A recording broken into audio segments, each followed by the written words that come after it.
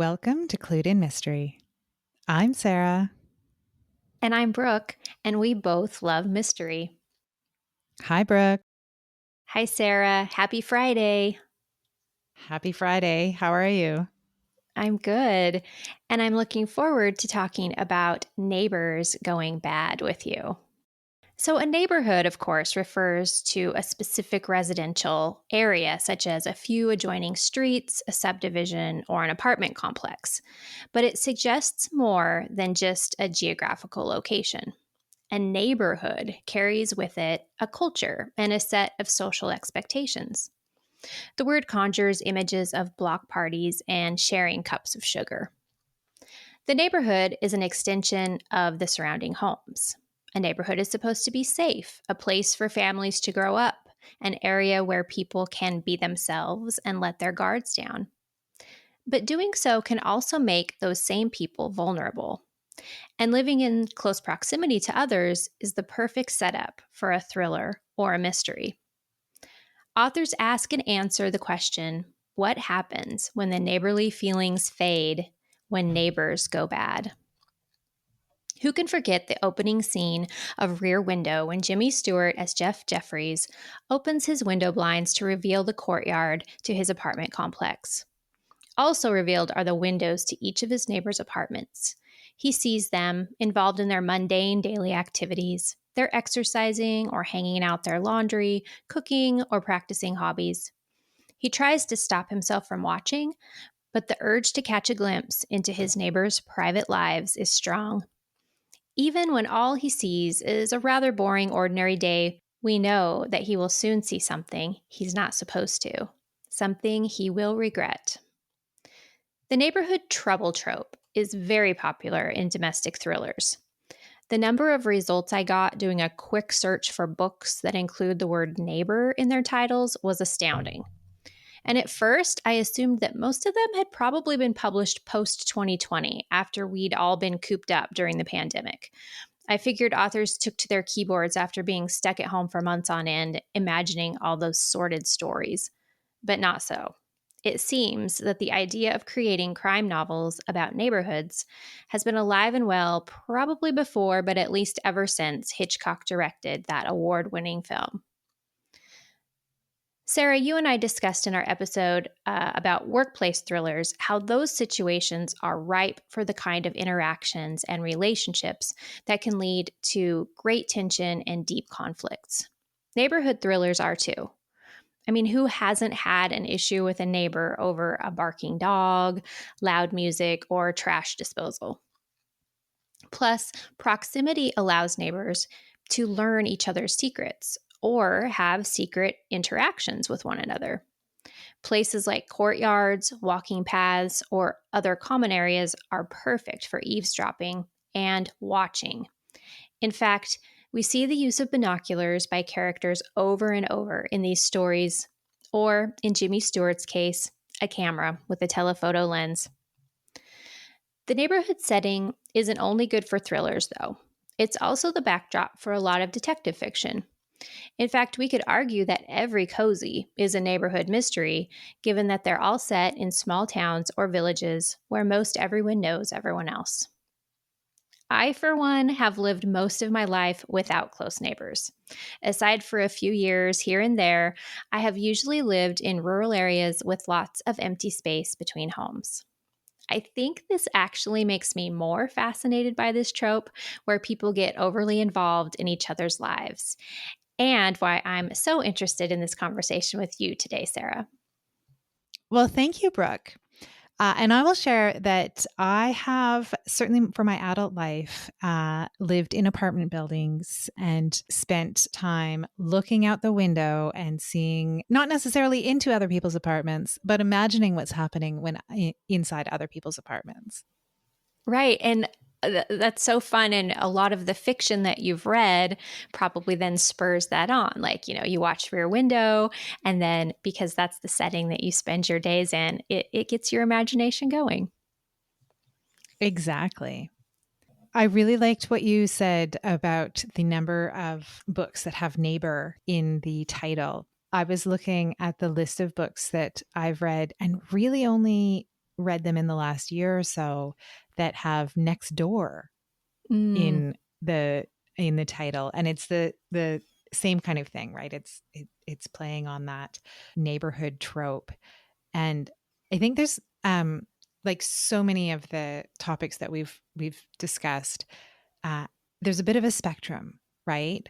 There's that isolated community where there's one or two houses that are in a more rural environment, and your next door neighbor is, the only person for miles. And that person turns out to be, full of secrets and maybe a little bit creepy. And then the other end of the spectrum is, as you say, that, tight-knit neighborhood where they have block parties and they, spend lots of time in each other's homes, but also have a lot of secrets that they're keeping from each other. Exactly. Yeah, very well put. This is true. Like the neighborhood might be rural, but it's this remote setting. And then that adds that layer in of, there's no one around to help you.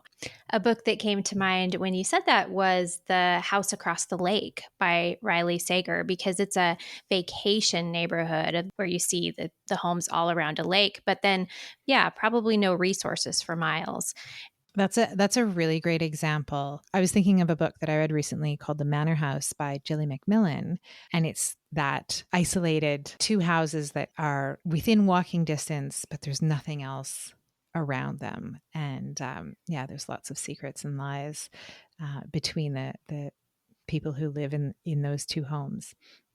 And I think the thing about any of these kind of neighborhood thrillers is, your home is where you're supposed to feel the safest, right? And the idea that there's someone who can see into your day-to-day life or who is somehow manipulating things in your home is a very scary feeling. Yeah, I actually think the sensation of fear that I have experienced reading some of these almost borders on the same feeling I get if I'm reading a horror novel, just because of that. Like the idea that you're not safe in your own space or in your own surroundings.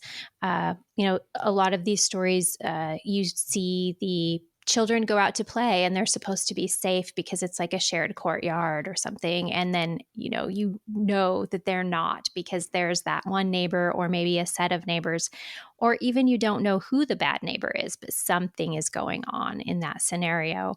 And it can be very frightening. Mm-hmm. Well, and that kind of picturesque, perfect on the outside veneer that you might see if you're driving down a street that you haven't been before. Say you're looking for a new house, right? And you see all of these houses, and everybody looks very happy, and everything is painted very nicely, and you think everyone's got a perfect life, and then you realize that actually there are some secrets behind these perfectly painted fences. As a reader, you get to see what those secrets are, and some of them are pretty wild. Yes, I think that this trope also has been one of the main categories where I find some outlandish coincidences. Because the other thing that you assume when you're in a larger neighborhood is that you know one another because you all live nearby, but otherwise you're strangers. Your lives aren't interconnected, right? And a lot of these stories end up being that actually two people grew up in the same town or were on the same plane last Friday or something, and you just like, there's some strange coincidences that happen to make the stories line up. So you just kind of have to take that with a grain of salt when those happen. Yeah, I think I would agree with that. I think some of it is, if you were to read all of these kind of neighborhood thrillers, you would think that everybody around you is hiding something all of the time and hiding some very big secrets. Yes, and having clandestine meetings with one another behind your back. Yeah.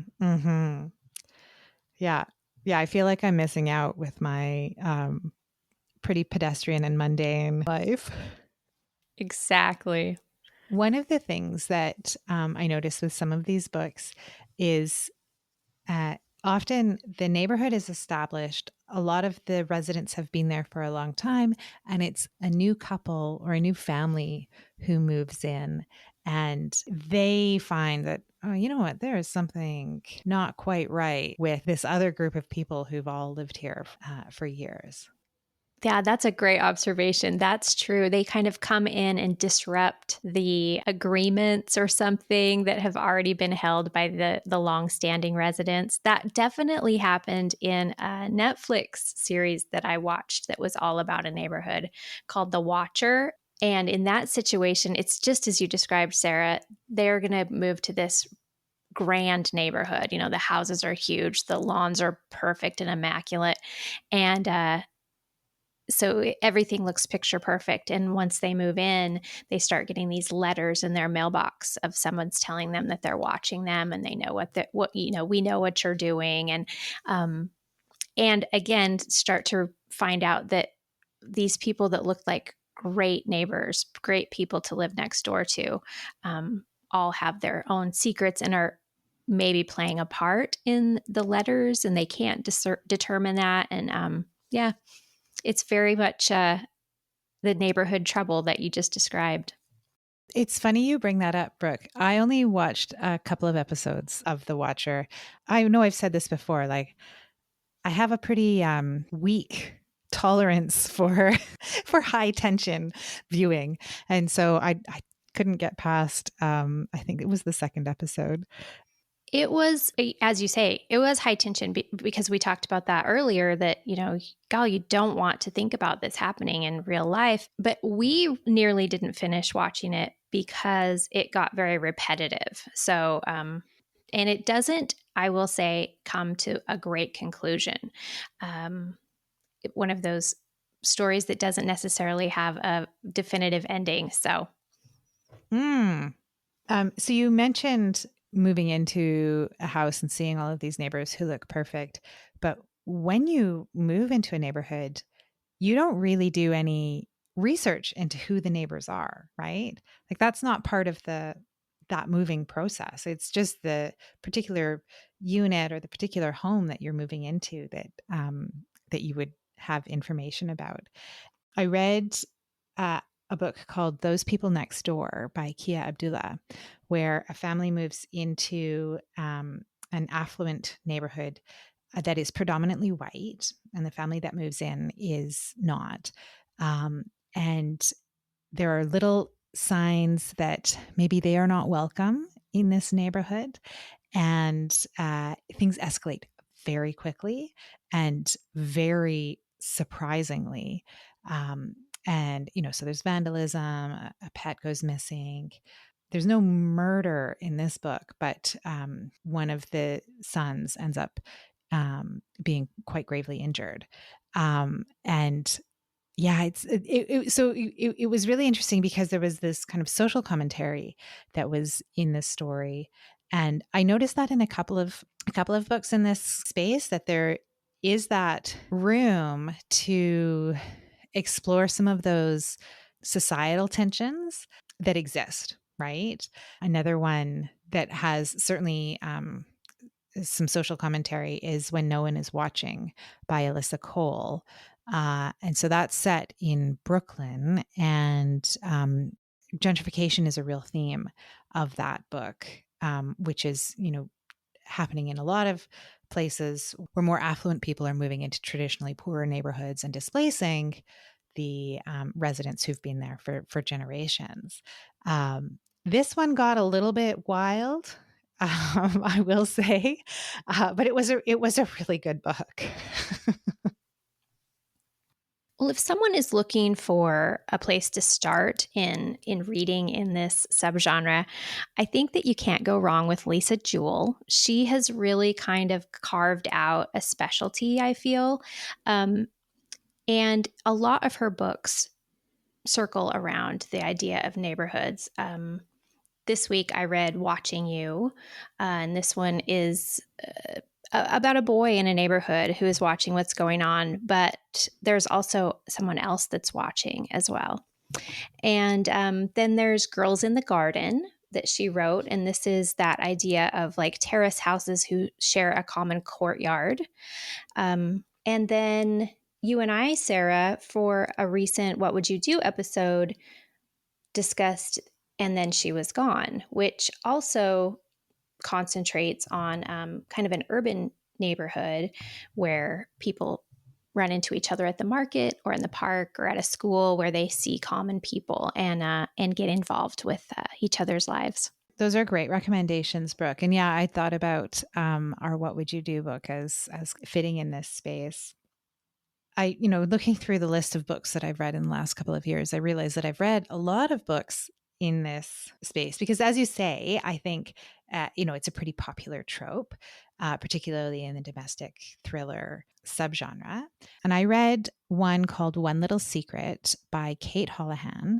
And so neighbors rent a holiday home together while their kids are at summer camp.